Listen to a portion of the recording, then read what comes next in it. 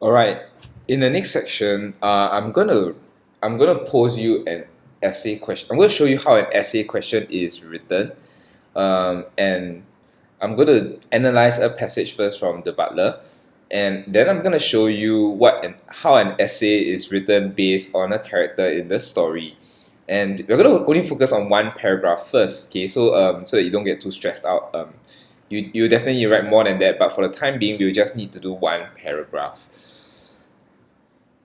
So first, we're going to look at the character of Tibbs. So far, we've been talking a lot about the butler. We've been talking a lot about Mr. Cleaver in the butler. So now it's time to focus on the other main character in the story. And Tibbs is a very important character. And we're going to analyze the patience that he shows in the story. And we're going to use one of the strategies that we've used so far, YX and not Y. Okay? And I would like you to turn to page 22 of your books. If you don't have your books, I would like you at this point to go and get it now. Okay, maybe you pause the video first, and after I want you to turn to page 22 and we're going to look at line 11. So in this passage, this is one of the first passages in the story where we see Mr. Cleaver talking to Tibbs, right? I will call Mr. Cleaver George. Yeah, so this is one of the first passages in the story where George talks to Tibbs, and we can see that Tibbs is a very patient man. He deals with Cleaver in a very nice way, and in this first part, George is asking Tibbs, right? What the heck is wrong with our parties, Tibbs? Mr. Cleaver said to the butler. And we should ask ourselves, right? Tibbs could have answered the question really easily. He could have just said, your wine is really bad. So why didn't Tibbs tell George directly that he has served bad wine? Why did the writer go through such a long extended conversation between George and Tibbs? So let's take a look at the way Tibbs behaves. Okay. So firstly, let's look at the words that Tibbs uses.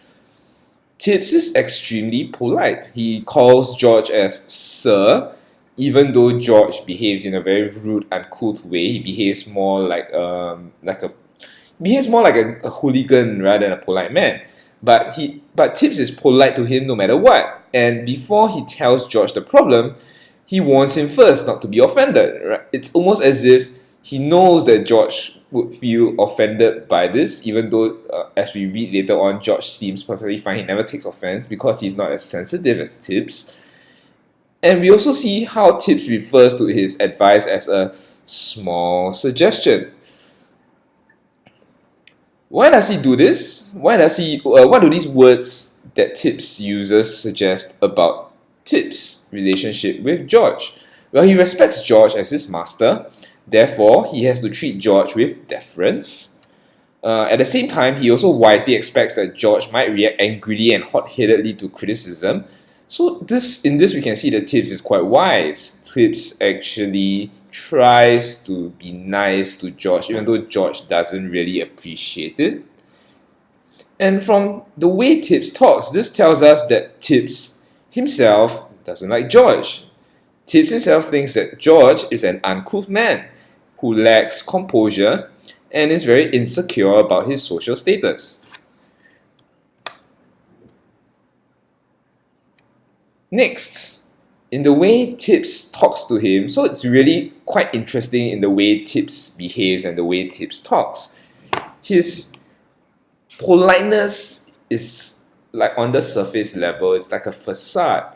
But he behaves in a very suspicious way. You'll notice that he inclined his head to one side and he looked at the ceiling, much like the gif of this lady here is doing, right? It's almost as if he's rolling his eyes when he's talking about this. So why doesn't he look at George directly in the face? Why doesn't he do that? Okay, so this is an action that Tibbs does. Okay, is he afraid of looking at George because he thinks that George might get angry? Is he a bit embarrassed because George is supposed to be a rich person, but he is so unwise? He doesn't understand his own behavior. He doesn't know that he doesn't know how to speak politely and formally, and he doesn't know how to behave in a polite way. Or is Tibbs lying by trying to be polite, while in fact concealing his dislike for George? We all know that sometimes when we tell lies, we can't bear to look at the other person in the eye. So is Tibbs lying? Right? Or is he, or maybe let's go a bit further, is he rolling his eyes in disgust? Is he disgusted at how George is such a clueless man, and to the fact that George is so clueless that okay, so firstly, right, Tibbs is disgusted, and he also doesn't like George, but George doesn't. He's thinking that George will not notice his disgust, right? And so he's even more disgusted at this fact that George is so clueless he doesn't realize that his own butler doesn't like him.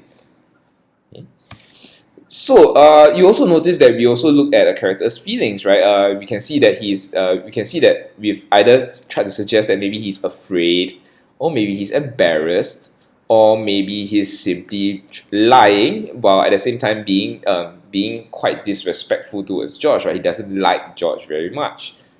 Okay. Now, in this conversation also, Tibbs tries to explain that George is not doing the right thing at dinner parties, but he does so in a very strange way, right? He inserts in this description about the cheap and very odious Spanish red wine. So George points out, on the surface level, we know that Tibbs points out that George has been serving the wrong kind of wine to his guests, but he deliberately emphasizes the words cheap and very odious. These are very strong words, and we can either think that Tibbs is being very helpful and polite, or perhaps his voice. We also maybe think that his tone of voice is being a little bit sarcastic. Now we know that wine is a symbol of George's lack of class. He doesn't understand wine. He doesn't understand what it means to be a very rich man. So by pointing out that the wine is very cheap and odious, Tibbs is actually showing that he looks down on both George and his preferred wine.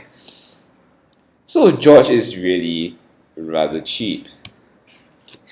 So now it's time to talk about evidence, right? Evidence. When we write essays, we often need to give evidence, and the evidence will often either appear in the form of paraphrase or quotations, and we use evidence to persuade our readers in our essays, right? We use evidence to show that we are right. Just like if you were a lawyer, you would give an overwhelming amount of evidence to show that you are right. If you had no evidence, how would you be persuaded? Aside from giving evidence, you also need to give explanations. So when you write your evidence, your evidence must also be accompanied by an explanation. You need to show that your evidence proves that you're right. And you need to show specifically that your point is right. So when you give your explanations, right, please bear in mind your point. So for example, just now when we looked at Tibbs, we looked at his patience. So therefore, right, all your explanations should show, therefore, that Tibbs is patient, Tibbs is patient, Tibbs is patient. Okay? Now let's go on to an actual question. So this is called a passage-based question. It will often start with a passage, and then you'll be given two questions about this passage. The passage I've chosen right now is rather short. It's intentional so that we limit the scope of analysis. In your examinations, your passage will be slightly longer. Yeah, so this is what a passage-based question will look like. And when you answer a passage-based question, for each question, this is what your answer will look like. It will start with a point, it will be followed by evidence, and it will also have explanations. And note how the evidence and the explanations always go together. They must always come together. You cannot give evidence without giving an explanation. So you also notice there's more than one piece of evidence. I've written 3 there. So as far as possible, when you're writing a paragraph, you must give more than one piece of evidence. 2 is very nice, but 3 would obviously be the best. Obviously, more is better. And when you write your essays, you must make sure that your argument has a flow. So if I start my point by saying that Tibbs is a very patient man, I must show that he's a polite man, therefore he is patient.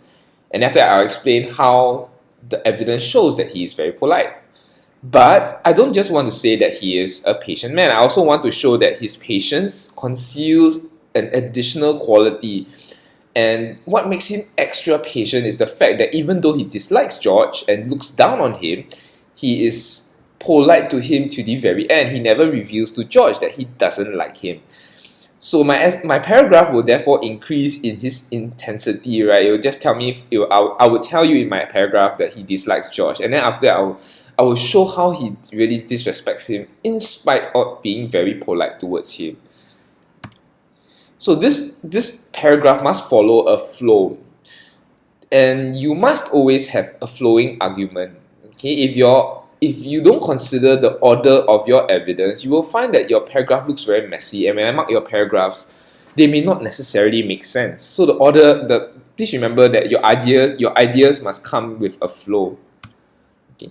So these are all the points that we took from the earlier parts. You notice that the yellow ones are marked out as evidence, and the green ones are marked out as explanations. Okay, so I've layered everything down like this. Normally, when I explain to you certain passages in class, I would be giving you the evidence in yellow, and I would also be giving you the explanations in green. Some explanations will be more suitable than others, of course, because we are looking at the point that we are trying to make. If we are making a point that Tibbs is patient, then we will want to show explanations that show that Tibbs is patient. But if you want to argue that Tibbs is a very foolish man, then obviously these explanations will not work, right? So we have to consider the point that we are trying to make in a paragraph that we are writing. So in order to ensure the flow of the argument, I have rearranged the points so that they will tell us that Tibbs is a very patient man.